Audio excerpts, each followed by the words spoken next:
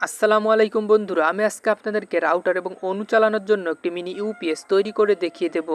তো ইউপিএসটিকে আপনারা কম খরচে নিজেই তৈরি করতে পারবেন এবং এটি দিয়ে রাউটার এবং অণু চালালে অনেক লম্বা সময় ব্যাকআপ পাবেন। তো চলুন ভিডিওটি শুরু করা যাক। এই ইউপিএসটি তৈরি করতে হলে আমাদের প্রয়োজন হবে একটি সুইচ বোর্ড। এরপর আমাদের প্রয়োজন হবে হাই ক্যাপাসিটির কিছু লিথিয়াম ব্যাটারি সেল।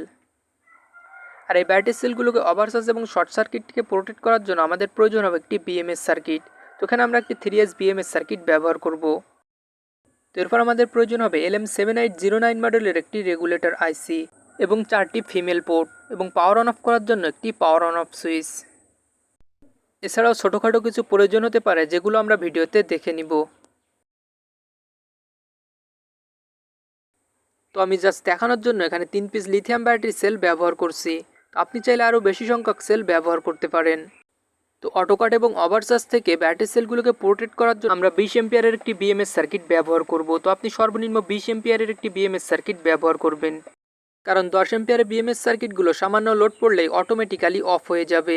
সেক্ষেত্রে ব্যাটারিতে চার্জ থাকলেও আপনার ইউপিএসটি আর ব্যবহার করতে পারবেন না। এছাড়াও 20 এম্পিয়ার বিএমএস সার্কিটের সাথে অনেকগুলো সেল একসাথে সংযুক্ত করতে পারবেন। তো আমরা বিএমএস সার্কিটের সাথে ব্যাটারি সেল 3টি সংযুক্ত করে নিব। তো এই ব্যাটারি সেলগুলো একসাথে সিরিজে সংযুক্ত করা আছে। তো আপনারা প্রথমে এগুলোকে সিরিজে সংযুক্ত করে নেবেন।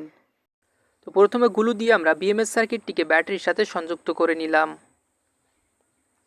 তারপর এই ড্রয়িংটার মতো করে ব্যাটারি সেলগুলোকে আমরা বিএমএস সার্কিটের সাথে সোল্ডারিং করব। তো এর পজিটিভকে আমরা ব্যাটারি পজিটিভের সাথে সোল্ডারিং করলাম। এরপর ব্যাটারির নেগেটিভকে আমরা বিএমএস সার্কিটের নেগেটিভের সাথে সোল্ডারিং করে নিব।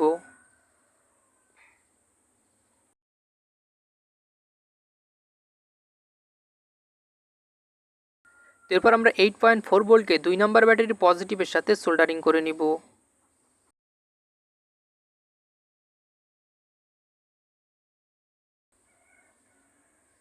এরপর 4.2 ভোল্টকে আমরা 1 নম্বর ব্যাটারির পজিটিভের সাথে সোল্ডারিং করব। যেখানে আমরা ব্যাটারির নেগেটিভকে বিএমএস এর নেগেটিভের সাথে এবং 4.2 ভোল্টকে 1 নম্বর ব্যাটারির পজিটিভের সাথে সোল্ডারিং করেছি এবং 8.4 ভোল্টকে আমরা 2 নম্বর ব্যাটারির পজিটিভের সাথে এবং 12.8 ভোল্টকে আমরা ব্যাটারির পজিটিভের সাথে সোল্ডারিং করে নিয়েছি। এরপর আমরা সুইচ বোর্ডে পাওয়ার অন অফ সুইচ এবং ফিমেল পোর্ট সংযুক্ত করার জন্য পরিমাপ মতো কেটে নিলাম। এরপর আমরা গ্লু দিয়ে এগুলোকে একসাথে সংযুক্ত করে নিব।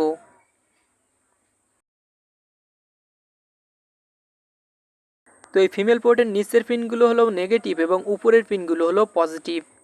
তো যেহেতু আমরা এই দুটি পিনকে 12 ভোল্ট করতে চাচ্ছি, সেজন্য আমরা এই দুটিকে একসাথে সোল্ডারিং করে নিব।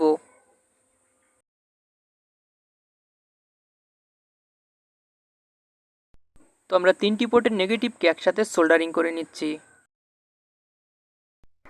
এরপর প্রথম 2টি পোর্টের পজিটিভকে একসাথে সোল্ডারিং করে নিব।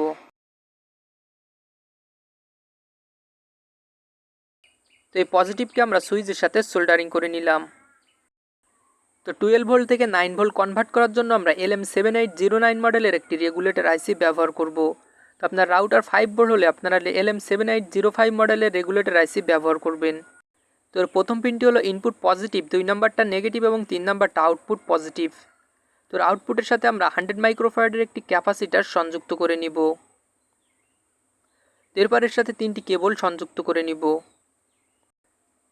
তো এর থেকে 9 ভোল্ট কনভার্ট করার সময় আইসিগুলো সামান্য পরিমাণে হিট হতে পারে, সেজন্য একটি ছোট সাইজের হিটসিঙ্ক সংযুক্ত করে নিব।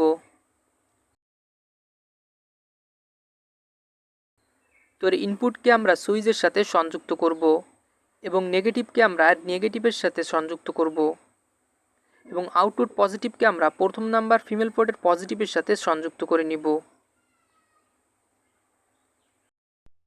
তো নেগেটিভকে ফিমেল পোর্টের নেগেটিভের সাথে এবং আউটপুট পজিটিভকে ফিমেল পোর্টের পজিটিভের সাথে সোল্ডারিং করে নিব। এরপর ইনপুট পজিটিভকে আমরা সুইচের সাথে সোল্ডারিং করব।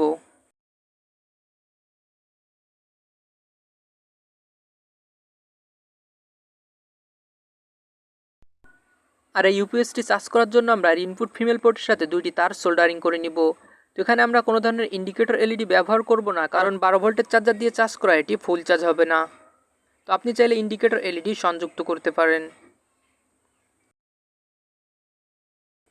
এরপর আমরা সুইচের মাঝখানের পিনের সাথে আরও একটি তার সোল্ডারিং করে নিলাম।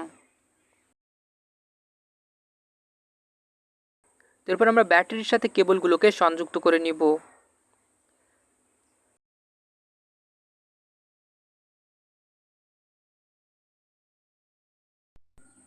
তো এর আউটপুট এবং ইনপুট নেগেটিভকে আমরা বিএমএস এর নেগেটিভের সাথে সোল্ডারিং করে নিব। এরপর ইনপুট পজিটিভকে এবং সুইচের পজিটিভকে আমরা বিএমএস এর পজিটিভের সাথে সোল্ডারিং করে নিলাম।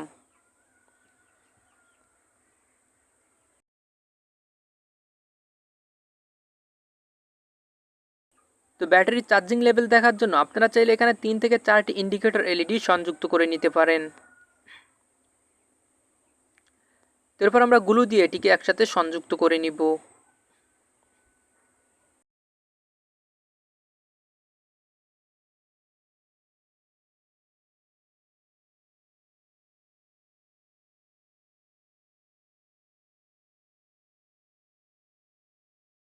আর এই ইউপিএসটিকে চার্জ করতে হলে কমপক্ষে 12 ভোল্ট 2 অ্যাম্পিয়ারের একটি চার্জার ব্যবহার করতে হবে।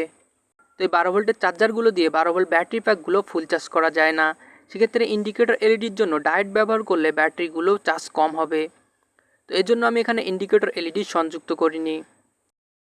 তবে এর থেকে বেশি ভোল্টের চার্জার ব্যবহার করলে ডিভাইসগুলো ড্যামেজ হয়ে যেতে পারে।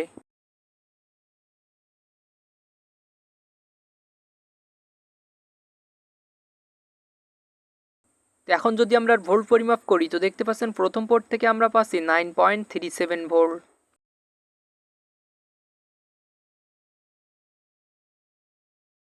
এরপর 2 নম্বর পোর্ট থেকে আমরা পাচ্ছি 12.76 ভোল্ট। আর 3 নম্বর পোর্ট থেকেও আমরা পাচ্ছি 12.74 ভোল্ট। তো এর উপরের ফাঁকা অংশে 2টি পিভিসি পাইপ শিট দিয়ে দিলাম। তো ইউপিএস এর সাথে ডিভাইস কানেক্ট করতে হলে আমাদের প্রয়োজন হবে 2টি কেবল। তো আমরা মেল পোর্ট দিয়ে 2টি কেবল তৈরি করে নিব।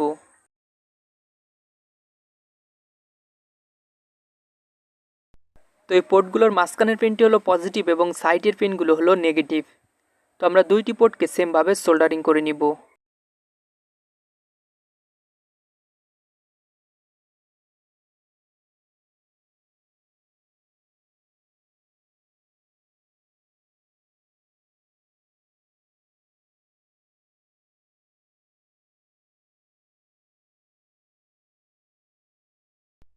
তো আমি সেমভাবে 2টি কেবল তৈরি করে নিলাম। তো আপনার রাউটার যদি 12 ভোল্ট হয় তাহলে 2টি কেবলকে 12 ভোল্টের সাথে সংযুক্ত করবেন। আর 9 ভোল্ট হলে একটি 9 ভোল্ট এবং অপরটি 12 ভোল্টের সাথে সংযুক্ত করবেন। তো আমরা কম খরচে তৈরি করে ফেললাম একটি মিনি ইউপিএস। আর এই ইউপিএসটি ব্যবহার করে আপনারা একটি রাউটার এবং অনুকে প্রায় 3 থেকে 4 ঘন্টা চালাতে পারবেন। তবে এর ব্যাকআপ পুরোপুরিভাবে নির্ভর করবে এতে ব্যবহৃত ব্যাটারি সেলের উপর। ভালো মানের ব্যাটারি সেল ব্যবহার করলে লম্বা সময় ব্যাকআপ পাবেন। তো এর ব্যাটারি লেভেল দেখার জন্য আমি এখানে 3টি ইন্ডিকেটর এলইডি সংযুক্ত করে নিয়েছি।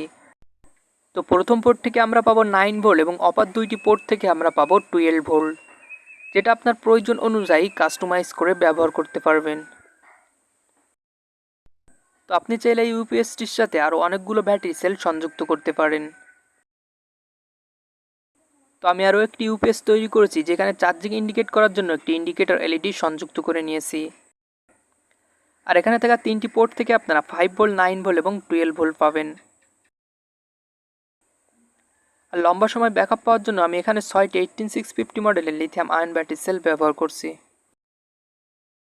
এই ইউপিএসগুলো ব্যবহার করে আর লম্বা সময় ব্যাকআপ পেতে এর আউটপুটের সাথে একটি বুস্টার মডিউল সংযুক্ত করে নিতে পারেন। তো বন্ধুরা, ভিডিওটি ভালো লাগলে অবশ্যই একটি লাইক করবেন। আর এরকম নতুন নতুন ভিডিও পেতে চাইলে চ্যানেলটি সাবস্ক্রাইব করে পাশে থাকা বেল আইকন অল প্রেস করে দিবেন। তো সকলে ভালো থাকবেন, সুস্থ থাকবেন এবং সাথে থাকবেন।